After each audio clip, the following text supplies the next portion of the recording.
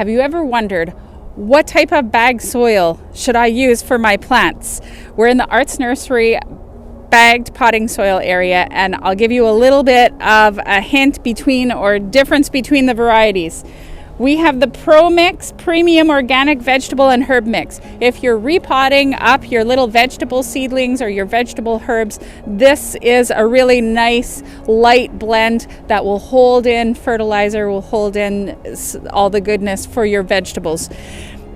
ProMix Premium Potting Mix. If you're potting up your indoor house plants or your outdoor plants, potting them up, this is another great potting mix. Both of these can be used inside as well as outside, so they have been sanitized, so you're not going to start weeds inside.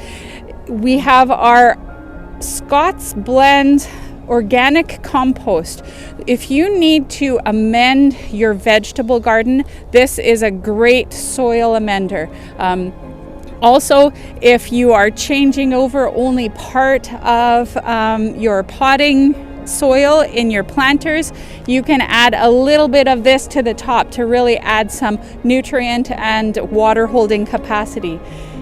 If you're repotting something into your garden and you just need a little bit of garden soil, this Scots Gardener's Blend garden soil is a heavier blend. It'll work beautifully in your garden, and you can top dress some of your plants or trees or shrubs with this.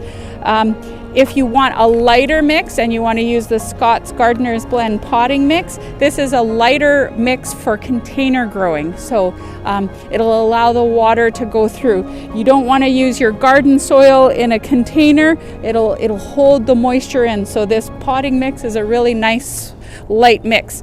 Our Arts Super Soil is a mix of compost, a blend of mushroom manure, and the compost, the conditioning mulch, and peat.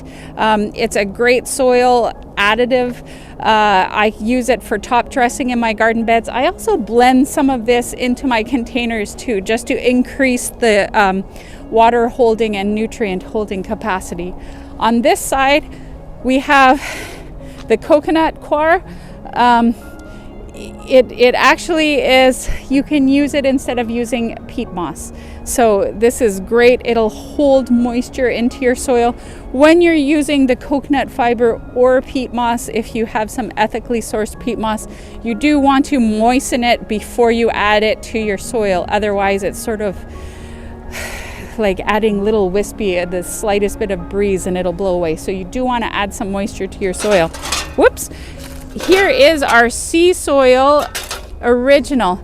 If you want to add a little bit more nutrient and water holding capacity to your soil, add in some of the sea soil. So what I'm going to do this year in some of my containers, I actually blend in the top 6 to 8 inches with sea soil into my containers just to add a little bit of oomph. So I'll use a lighter potting soil and I'll mix some of this. So if you want to, for lack of scientific word, a little more oomphy soil, the sea soil is great. Steer manure is great if you're adding manures to your vegetable bed. We've got a really lovely aged steer manure.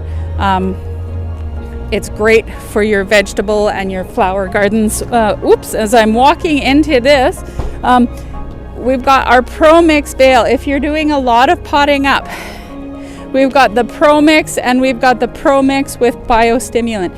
So the difference between these two, it's a great for containers. I love using this, and then I'll mix in some of the heavier soil.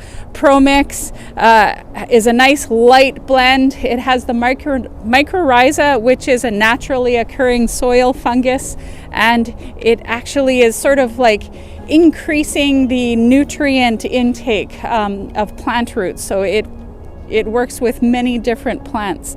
ProMix has perlite mixed in with it. The ProMix with biostimulant has perlite and vermiculite. So that's the difference between these two. They come in a nice big bale, so if you're doing a lot of potting up, these are great to have. And that's just a bigger container of the premium potting mix. So if you are doing container mix indoors and outdoors, and if you have a lot of them, you can use the bigger bales, and we'll probably get a lot more of the bigger bales as we run into spring. Thanks.